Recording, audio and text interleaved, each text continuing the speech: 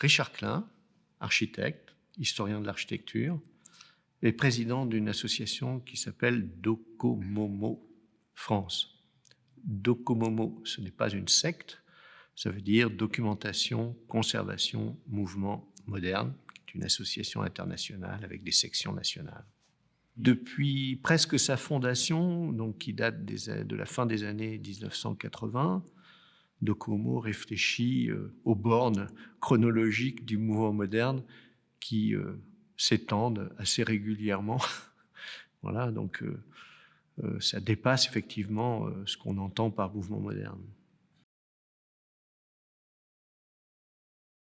Je pense qu'il y a des différences importantes, effectivement, entre les édifices qui ont été construits avant la Seconde Guerre mondiale et ceux après. Voilà, essentiellement en termes de composants, d'accessoires. Beaucoup de bâtiments, notamment construits après la Première Guerre mondiale, ont encore un stade, on va dire, expérimental du point de vue quelquefois constructif, du point de vue aussi des accessoires, de l'équipement, ce qui est beaucoup moins le cas après la Seconde Guerre mondiale. Donc il y a des différences importantes du coup en matière de sauvegarde.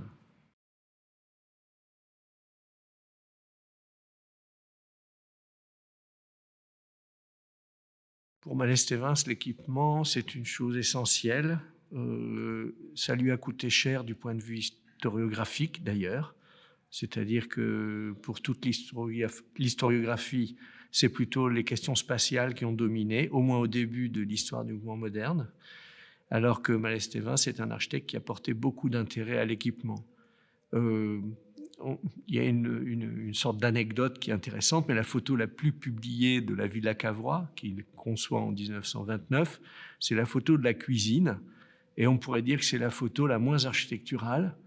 On y voit surtout une hotte et un four électrique, qui est le nec plus ultra du four qu'on peut avoir en 1930. Et il se lance à ce moment-là, d'ailleurs, dans l'idée que l'équipement va dominer l'architecture et que ça va devenir quelque chose de très important, ce en quoi, d'ailleurs, il n'a pas eu tout à fait tort.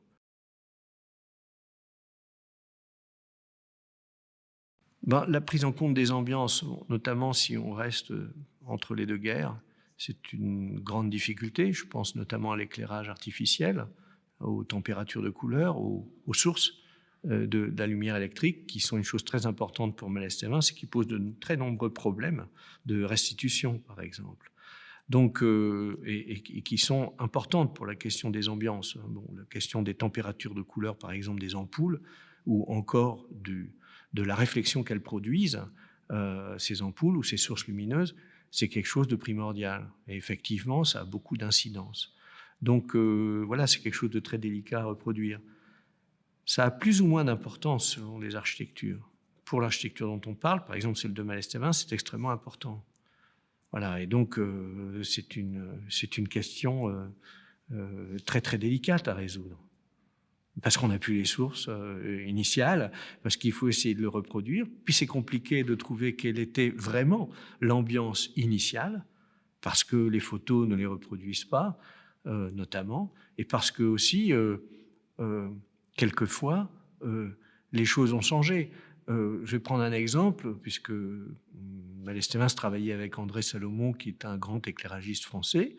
L'obsession d'André Salomon, quelquefois, c'est d'avoir, à partir d'une source lumineuse ponctuelle, une ambiance lumineuse linéaire. Et donc, voilà, par exemple, comment résoudre ce problème actuellement, vouloir un effet, je dirais, linéaire à partir de sources lumineuses ponctuelles. Puisque c'était un spécialiste de l'éclairage indirect, André Salomon, c'est justement son talent qui permettait d'avoir ces résultats-là.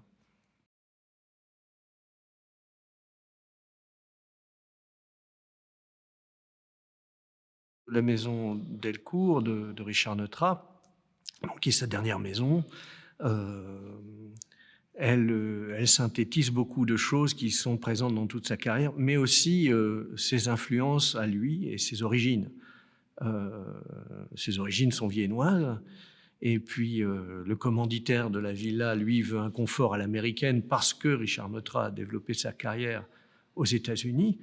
Mais ce qui se passe, c'est qu'il y a encore des choses qui sont dans la filiation des origines, on va dire de la formation de Richard Neutra.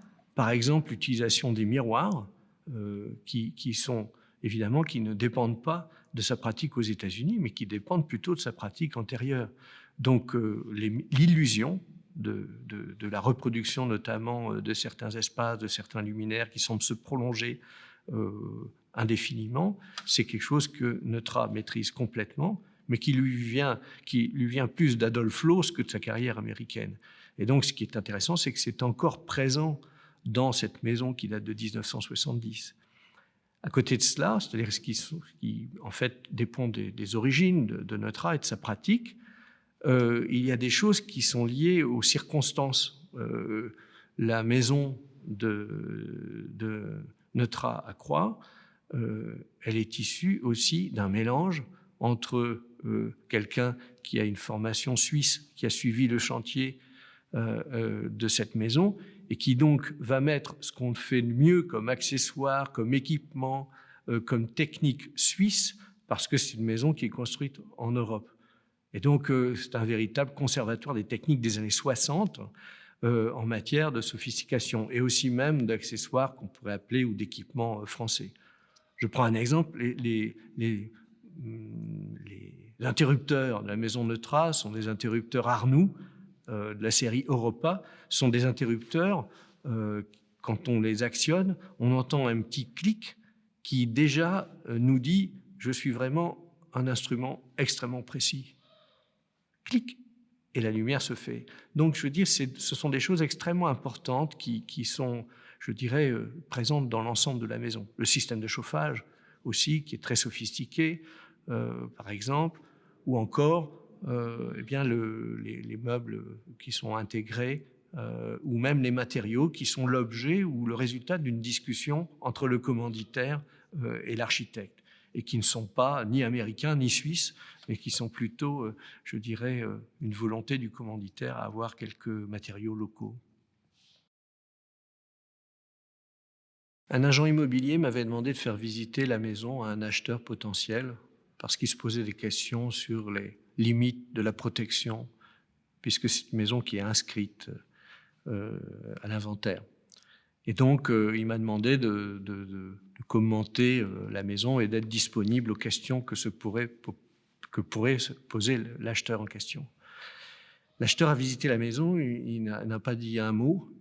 Et puis, quand il est redescendu dans le salon, il est venu vers moi et il m'a regardé, puis il m'a dit « Comment pourrais-je remettre la maison au goût du jour ?»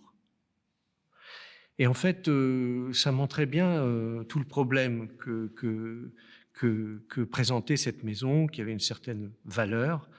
Et la question montrait qu'il ne fallait vraiment pas que ce soit une personne comme ça qui achète cette maison, parce que justement, c'est ce type de maison, si on la remet au goût du jour, il ne reste plus rien de ce qui fait, on va dire, son intérêt et sa valeur.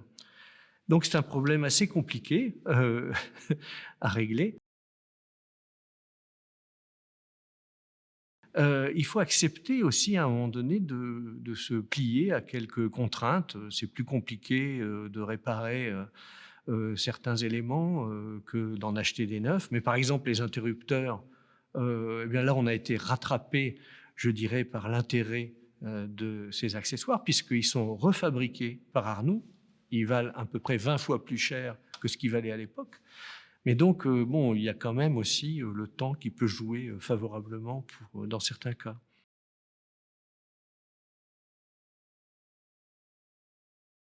Ce grès d'Artois qui est au sol dans la maison de Neutra a provoqué beaucoup de réactions, y compris même de la part des autorités censées, je dirais, respecter le caractère historique du monument, puisque j'ai entendu quelqu'un qui avait autorité en la matière dire « écoutez, au propriétaire, si vous voulez changer ce revêtement de sol, ça ne pose aucun problème. » Effectivement, parce qu'on sait que Richard Neutra avait plutôt l'intention de mettre un revêtement clair, en l'occurrence. Mais voilà, le commanditaire était attaché, lui, à cette matière-là, qui était oui, une matière locale, on peut dire, hein, puisqu'il utilise aussi des briques à l'intérieur une brique de la ville de M qui est juste à proximité de Croix. En fait, la maison, c'est aussi le fruit d'un dialogue, en l'occurrence, entre un architecte avec son rôle de prescripteur et puis un commanditaire qui a envie aussi de s'approprier la maison qu'il a demandé à un grand architecte. Donc, de mon point de vue, mais là je prends un point de vue qui est plus un point de vue d'historien, moi je pense qu'il est essentiel de préserver ce que sont les traces matérielles de ce dialogue. Et donc le grès d'Artois, qui peut sembler anachronique à un amoureux américain de Richard Neutra, eh bien justement, c'est ce qui fait la singularité de la maison quand elle est à Croix et une partie de son originalité. Peut-être ce qui est important, c'est que l'attachement que portent les différents acteurs à une architecture est de nature différente. Et que donc, par exemple, l'attachement qu'avait le visiteur lambda par rapport aux maisons dont on parle peut être très très variable. Et que certains sont attachés à certains points qui permettent de préserver la texture, la matière qui est présente, mais d'autres ont un attachement, par exemple, à la valeur culturelle, uniquement du bien, pas à sa valeur matérielle, ou encore à sa valeur spatiale, mais pas du tout à sa valeur des textures, des accompagnements, des matériaux qui font l'intérêt aussi de l'édifice. Et évidemment, suivant l'attachement et la nature de l'attachement qu'ils ont au bien, ça change beaucoup de choses dans leur attitude. Ils peuvent ainsi détruire sans aucune gêne des choses qui pour un autre auront l'air essentielles. Donc c'est un des problèmes, c'est-à-dire à quoi est-on attaché quand on est maître d'ouvrage d'un bien.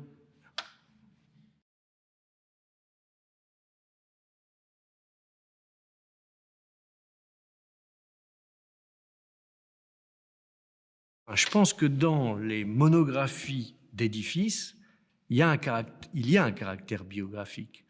C'est-à-dire qu'en fait, on s'intéresse à la genèse, aux filiations, et donc on dresse une biographie ou des biographies. Par exemple, les composants sont l'objet de biographies. Nous évoquions les composants de l'architecture, des matériaux, rassemblés dans ce qui est la matériothèque d'un architecte, c'est-à-dire en fait les échantillons qu'il a dans son agence, qu'il va prescrire et donc qu'il va utiliser. Et ils ont une origine, donc ils doivent être l'objet aussi d'une biographie. Et cette biographie, elle peut aller très loin. Il y a des matériaux qui sont anciens ou alors qui ont une vie extrêmement éphémère. Donc, par exemple, pour les bâtiments qui datent d'après la Seconde Guerre mondiale, ça a énormément d'importance. Il y a eu des vogues de matériaux dont l'histoire est très courte, d'autres dont l'histoire est longue, qui viennent de très loin et qui se sont transformés ou même existent encore. Donc tout ça constitue en fait une série de biographies, mais plusieurs biographies. Pour constituer une monographie, par exemple, d'un édifice, il faut aller chercher toutes ces biographies singulières de tous les composants en fait, qui fabriquent l'architecture. L'idée, c'est bien sûr d'avoir cette double orientation, c'est-à-dire d'abord de la connaissance, et ensuite, grâce à cette connaissance, pouvoir avoir des éléments qui permettent la sauvegarde.